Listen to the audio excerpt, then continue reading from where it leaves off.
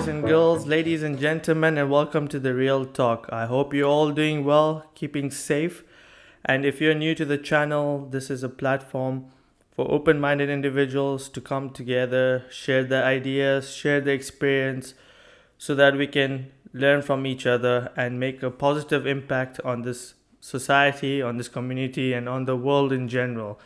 So welcome, and if you're new to the channel and if you haven't already, please click that subscribe button. Please like the video so we can grow this community and reach more people. And this is our first show for 2021 and our first guest, and for the first time on the Real Talk, it's my great pleasure in introducing Val all the way from the UK. How are you doing, Val? And Happy New Year. Happy New Year to you too. Yeah, I'm really good, thank you. Yeah, well, I'm really glad that someone new again is coming on the show. We're trying to get as many people as possible. It's great to have an opportunity to hear from people from different backgrounds and who have lived through different experiences. This is the whole point of this channel, to learn from each other. So, Val, just for the viewers out there, just a quick introduction about yourself. I know you have a website and a blog. Website about you're a personal trainer, so if you can just let the viewers know a little bit more about yourself. Yeah, sure. Thank you very much for having me on as well. Of course. So my name's Val. I've got an interesting work-life history. So I am a personal trainer. I'm also a strength and conditioning coach. But my whole aim really was to be able to use fitness as a tool to work with people more broadly. So not just kind of on the simple weight loss kind of thing. I also worked as a youth and community work for just over 10 years. Wow. And so what I wanted to do was use fitness as a tool to work with people to kind of enhance their lives more broadly than just the kind of lose weight aspect of things. Right. My own personal thought is that actually quite a lot of the time when we're struggling with things, whether that is the subject that we're going to go into today, or whether it is kind of overeating and having problems with weight, actually quite often there's something deeper underneath that is causing us to behave in a particular way. And so my whole aim was always to kind of bring that fitness knowledge and that more sports science knowledge to regular Joe, not just anybody working in elite sport or anything like that, because there's a lot of knowledge out there. And actually my own perspective is if you can get people engaged in things that are active, because I wholeheartedly believe in the mind and body all as one thing, and it's great if we can keep our mind healthy, but actually we also need to keep our body healthy, and I think the two kind of work with each other. Definitely. And so I started out as a personal trainer just over 20 years ago now, but I didn't enjoy it so much at that point in time. I enjoyed the fitness instructing and stuff, but I didn't really enjoy the personal training. I ended up going travelling. I was away for just over 2.5 years in the end, in Australia and New Zealand, which was great. Oh wow, that must be great. It was a really good experience. But before I went away travelling, the first youth work project that I worked for was a young person's substance misuse project, and it was an alcohol project for young people. So trying to support young people in the age of I think it was 14 to 25 at that time. That's kind of a standard youth work age group that we work with in the UK for certain things. It was supporting young people who were misusing alcohol. And it was a mentoring program, so I mentored a few young people. Now, when I started that, I was 19, 20 years old myself, so I didn't have a huge amount of life experience. My youth worker thought that I would be a really great person to work with young people, so invited me to come and volunteer on the project. It was great. It was a great experience. We had some great input into alcohol and how it affects people, etc. The last young person that I mentored was actually older than me, and so that was the only young person that I mentored that was actually older than me, and I felt really out of my depth. I'd never had a problem with alcohol myself at that point in time. And I had very limited life experience, and I just just thought, you know what, I need to go away, I need to learn a little bit more about myself, have some more life experience before I come back into youth work. And that's what I did. So I went away travelling. And when I came back, I worked in youth and community work for different organisations for the next 10 years, which was a great experience. And I volunteered for another substance misuse project in that time. Now, during that time, I actually ended up myself having an alcohol problem, which was, you don't see these things coming. Yeah. And one of the reasons that I've decided to start talking out on the subject is I had trouble sleeping. So I've got some emotional issues that I've been working through. And unfortunately, that meant that I had a lot of sleep anxiety. And initially, I just used alcohol to try and help me get off to sleep, which it does perfectly. I think a lot of people do that. Yeah, a few people around the world do that. Yeah. Yeah, and it was something that had been kind of loosely suggested to me, so I thought, I'd give it a go. It worked. And unfortunately, I think in our culture, alcohol, especially in the UK, alcohol is quite highly regarded as kind of a social lubricant, but also to be used within times of stress. And I think one of the dangers is we don't publicise with alcohol that it is an addictive drug. Simple, like, it's a drug. If it were classified today in the UK, it would be what we call a Class A drug, which is the top level of drug, because of the social problems that come along with it, as well as how addictive it is as a substance on its own. But I think to eradicate alcohol completely would not work particularly well. No, I think a lot of societies will have an uproar about that. So I think, for me, it was really important to speak out on my story because I have become teetotal, but it was a very difficult... Sorry, Val, before you continue, can you explain what that means? What does teetotal mean? Oh, yeah, sorry. So teetotal, this was interesting. So a previous uni lecturer of mine, he thought teetotal had been spelled T-E-A, as in cup of tea. He thought that it was teetotal because you drink tea rather than alcohol.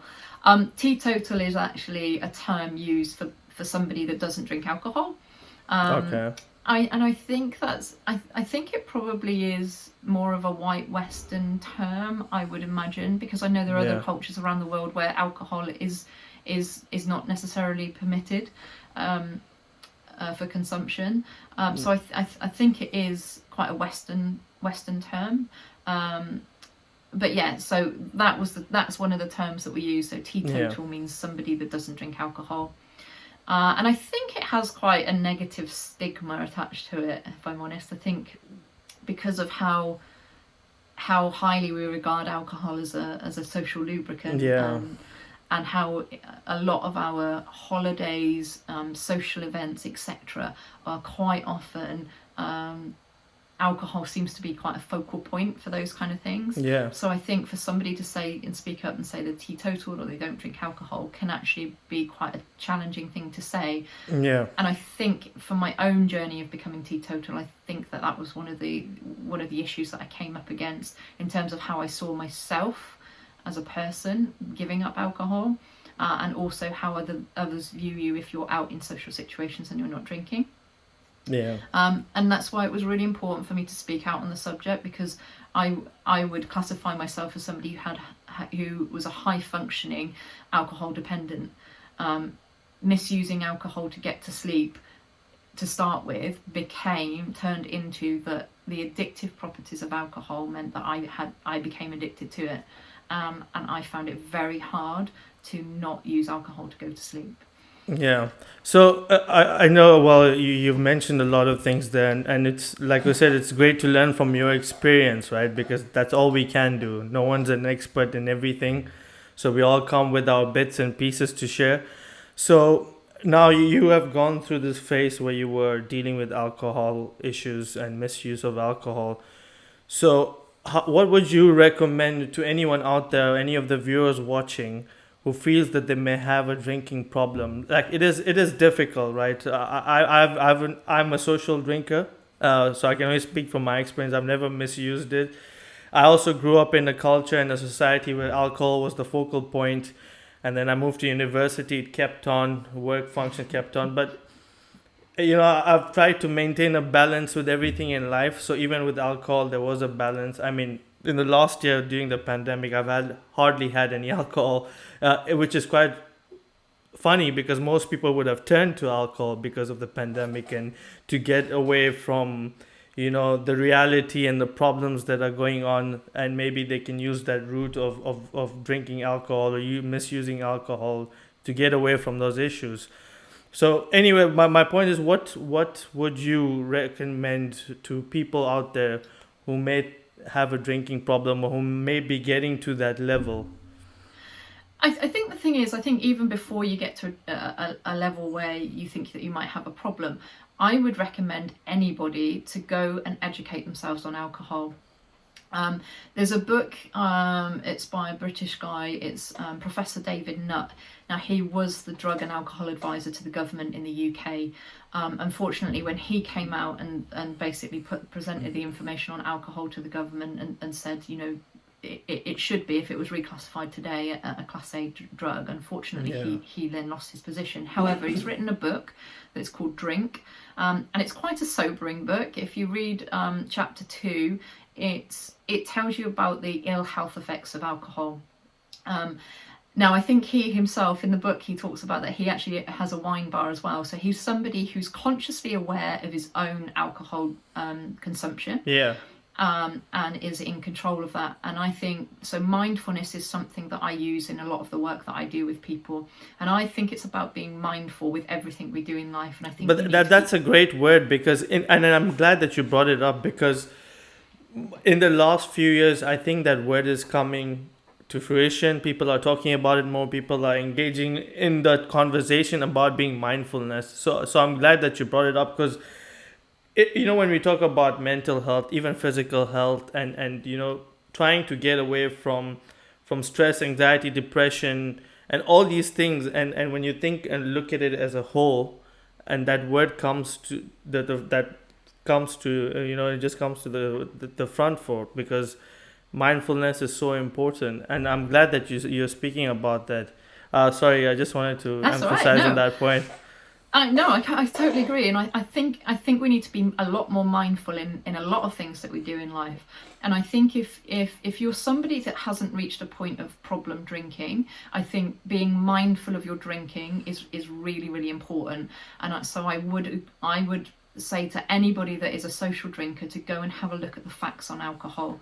In the global burden of the Global Burden of Disease study in 2019, for the 25 to 49 age group, alcohol is still one of the highest risk factors for loss of years outside of disability.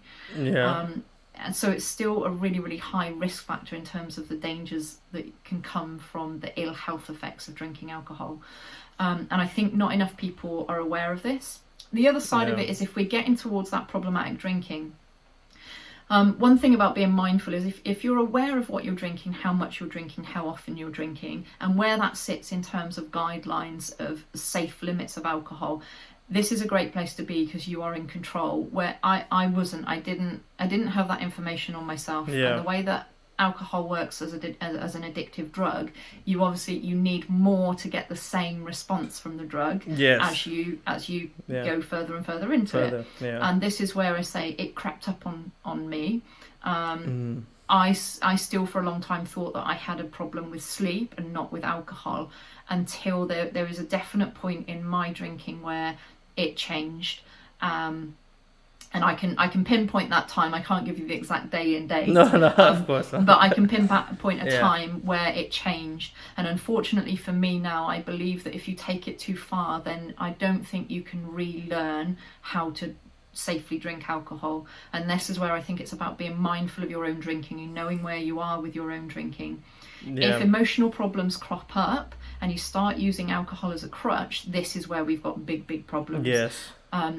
I think one of the things that we are too scared of doing in our culture is not sitting with our problems and facing them. It's too easy with comfort eating, watching TV, going on the internet, drinking alcohol to just blot it out. Block it out. And that is one of the reasons why, again, we've started this channel, because we want people to come out and talk about these things, sorry, that they are fearful of facing, right? So they're fearful of being vulnerable. And it's funny that every other episode that I do, these things come out again in the conversation. It doesn't matter what we're talking about. It's always goes back to, I don't know, I would call them the basics of humanity, of humans, like facing our emotion. And then all these things that stem from that, drug abuse, alcohol abuse, again, anxiety, stress problems. It's all because I don't believe, have as a society managed to deal with our emotions in a healthy manner. And that's the key word, healthy, right? And so I completely agree with that. And I was trying to work through my problems, but I hadn't seen that. And I'd actually come up against roadblocks in trying to deal with a particular issue that I had that caused me to have sleep anxiety. And I actually was finding it very difficult to find help to support me through that, which was one of the reasons that I turned to alcohol in the first place. I then also experienced a problem when I was trying to get help for the alcohol problem. At the point I realised I had a problem with alcohol. Because I had a job, I had a house, I was with a partner. I was, like I say, high functioning. I was kind of one organisation that I contacted, I was laughed at by two people, not in a horrible way, but I definitely wasn't made to feel like my problem was, I'd reached a point where I needed to reach out for help, which again is the reason I wanted to speak out, because actually you don't need to have hit a rock bottom where you're in a park drinking strong strength cider all day to actually get to a point where you hit a problem with alcohol. Well, that's like if someone, God forbid, gets cancer, right, and they're in stage 1 and they're chased away by the hospital saying you're only in stage 1, we're only looking at stage 4 cancers, because it's in the initial stages. That is where you should prevent it rather than wait for the problem to simmer and get worse. So I that's a really good point, and a lot of people, I think, probably struggle with that. So it's great that you're speaking about it. And how did you then deal with that? How did you overcome that? Because people weren't willing, or institutions weren't willing to help you. But this is where I had to kind of do a lot of work for myself. And I would still say, so if you're socially drinking and you don't think you've got a problem, just go and educate yourself anyway and find a way of being mindful over your own drinking. If you've hit a point where you think you've got a problem, what I would say is speak out, find help. There are always local organisations that you can go to. Now, as with my experience, it may be that if you are high functioning and you are holding down a job, etc., just be mindful that you may not be able to get help as immediately as somebody else who isn't, or in the same position as you. Therefore, I also highly recommend building a social network where you can open up to friends and family. What I would say is one of the things that really, really helped me, because I tried to deal with it on my own, and I tried all these things. I used to have a journal that I used to write in to try and help myself get over it. I used to try and write down all the negative feelings that I would used to feel when I wake up the next morning, and I would be disappointed with myself. I think one of the things that, if people haven't experienced anybody going through addiction or experienced it yourself, willpower alone is not the thing that's going to get you through an addiction. It's difficult, right? If you're so low, how do you generate that willpower by yourself? It's difficult, and maybe some people can do it, but I don't think everyone. Like if you're sitting at the rock bottom or getting close in your life, where do you get that motivation and the willpower? So it is, like you said, it's really, really important to get or surround yourself with friends and family who understand you and who can generate that motivation or the willpower in you, or help you to get there. Yeah, and the trouble with drugs like alcohol, they excite your pleasure and reward system in the brain, and this is what makes it even more difficult to break the cycle with a drug like alcohol. Because the brain wants to feel good, so it likes the dopamine hit, and when we drink alcohol, we give it a dopamine hit. And as we know with alcohol, we build a tolerance to it, so we then need more alcohol to get that same hit of dopamine, which is why we can end up going down a slippery slope. And if we're in control of our drinking, we haven't got any issues, we probably aren't going to keep drinking more and more and more. However, if we've got something going on underneath, and we start using alcohol in that way to give us the dopamine hit, to make us feel good, we're going to need more and more and more to get that same level of feel good. And the reason that willpower alone isn't strong enough to break that habit once you've gone so far is because of the way the human brain works. So we've got our emotional side, like our animalistic side, if you like, and then we've got our human side, if you like. And the animalistic side, the emotional side, is much stronger, much more powerful than the human side. So the human side can go, I want to give this up, which was where I was at. I wanted to give it up. I didn't want to drink. Unfortunately, the emotional side is much stronger, and when the emotional side decides that it wants that hit of dopamine, it's very difficult to not give in to that. And like I say, it's not a question of willpower. There's a book that I read when I was a youth worker, before I even had a problem with alcohol. It's called Wasted by Mark Johnson, and it's his tale of when he had a drug addiction. And there's one scene in the book where he's talking about he's in charge of the baby. He and his girlfriend have had a baby, and he's in charge of the baby, and he needs the next hit from the drug. So for him, what would be going on is his body needs that dopamine hit, and he's got the choice: look after the baby or go and score the hit. And he goes and scores the hit. And I remember reading that passage and thinking, blimey, that tells you the strength of power of an addictive drug, if that's the choice you're going to make in that situation. And years later on, when I ended up having my own problem, I now can appreciate that even more, which is why willpower alone is not going to get you there. And so I had a journal that I would write in, I had a whiteboard where I would write down like how many days I'd gone without alcohol, and I would try and log it, and I'd really try to push myself and get there and not drink alcohol in an evening, because for me it was contained to an evening for sleep. I actually am not a big fan of alcohol, in all honesty. I never was when I grew up, and so going out to a pub and drinking alcohol, like not drinking alcohol, it's not a problem for me. I've never had, it doesn't worry me. I can do that. I didn't drink at any other time of the day. It was just to help me to get to sleep. And so I had this journal, I had this whiteboard, and I was trying by myself so hard to beat it, and it just didn't work.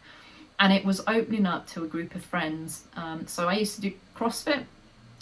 So I was a member of a CrossFit gym, and if we know anything about the CrossFit community, it is quite a good community. You quite often go, I was training 5-6 times a week at that point. And so then the friends I was seeing out of that group, there was a small group of girls that I was really good friends with. And I would see one or other of them, or nearly all of them, nearly every day of the week. And so actually opening up to them, people who I saw every day, I think that was a key thing.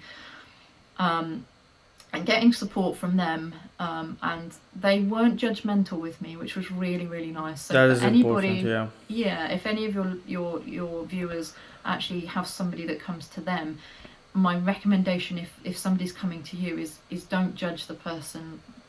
Just be there, listen, and most of the time that's all somebody needs, is just to know that you can. And especially someone going through that is so vulnerable, and any small, if they feel that they're being judged, then even a small part of them, that's going to make it worse, because they're going to go further down that hole. So it's so important in any situation. I think we should just reserve judgment and just have an open mind and just try to help each other, especially that now that we're going through these tough times. It's so important to show that empathy. Before we end, I just wanted to ask you one last question, and if you have anything else to add, please feel free to. So if there is anyone out there who's wishing to cut down or becoming teetotal, as we've already described what it means now, what would your recommendations be for someone maybe trying to cut down or just completely give up? Because like you said, it can be very difficult. Yeah, get help, get support. So speak up, find somebody that you trust. If you've got a friend or family member, go and speak to them. I would also recommend going and seeking local professional support for it. And having some counselling around it as well would be really, really useful. Accountability, having somebody that you can be accountable to, that was one of the other biggest things that really helped me. So I had that group of friends that I saw nearly every day of the week, and I felt accountable to them. They didn't necessarily hold me to account, but this was something that I viewed that I was accountable to them. I also, what I did, this was, I didn't open up to this person, but I went on a 10-week nutrition program where I knew I had to be accountable for my calories every day of the week for 10 weeks. And I knew that with the training I was doing at CrossFit at that point in time, I knew that I wouldn't be able to hit the calories, stay in the calories that person was asking me to stay in, whilst feeding myself correctly for the training I was doing, as well as drink alcohol. So accountability can come in lots of different ways, and for me that was a second accountability feature that I added in for myself, and it worked because every day I was having to tell somebody like how many calories I'd had in that day. And it just was another way of me being accountable. So I think speaking to friends and family, work colleagues, work boss, if you're in an employed status, going and getting professional help, going and definitely getting some counselling, finding out what's underneath it, because I think very often there's something underlying, whether you're aware of that at the moment or not. And then finding a way that you can be accountable in some way, shape or form, so that you can get yourself back out of this situation. Thank you so much. Those are some really great tips, and I hope our viewers can take a point or two and apply it for themselves or someone they may know, in the family or friends. There is always someone out there who's going through a struggle. We just need to open our eyes and hearts to make sure we can find them. But Val, thank you so much for coming on and sharing your experience and very helpful tips. Is there anything else you want to add before we conclude? No, I don't think so. I think mindfulness is the way forward, and I think being open to developing yourself. And if you are open to developing yourself, then you will feel less worried about working through any kind of underlying emotional issues that you might have. And I would say most of us do. We don't get into adult life unscathed. Of course, and I would say very few. Living a mindful life and being open to development and developing yourself and getting support for that, I think. No, that's a great way to end the show. So thank you again, Val. Thank you for coming on. Of course, my pleasure. And thank you, viewers, for joining us. And if you're still with us, thank you so much for watching and viewing and, showing us that support. And we are in 2021, so let's kickstart this new year with positivity, with helping each other, with opening our hearts and minds and letting people in. So thank you so much, people, and hopefully we'll be back very soon with another show and another guest. So take care, everybody, and we will see you all very soon.